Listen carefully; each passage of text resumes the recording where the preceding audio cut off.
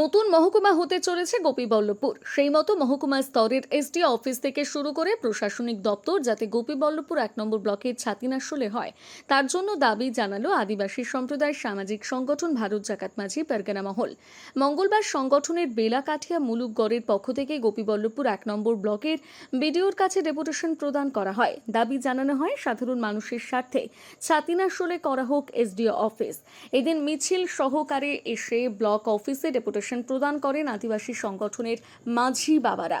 নেতৃত্বে ছিলেন ভারত জাকাত মাঝি পরগনা মহলের জিরো পরগনা ধাঙ্গা হাসদা, বেলকাঠিয়া মুলুকগড়ের ঠাকুরচাঁদ মুর্মু প্রমুখ।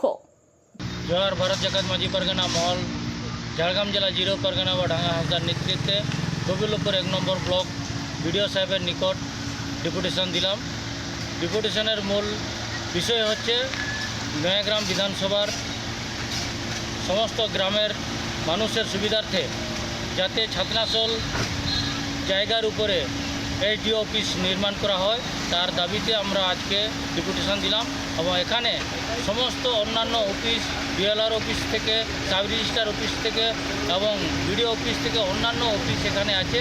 একই সাথে একজন গরিব মানুষ একটার কাজ এসে সমস্ত কাজকে উনি করতে পারেন, তার সুবিধার্থে আজকে আমরা ঝাড়গ্রাম জেলার জিরো পরগনা বা ঢাঙ্গা হাসদার নেতৃত্বে বিডিও সাহেবের নিকট ডেপুটেশন দিলাম।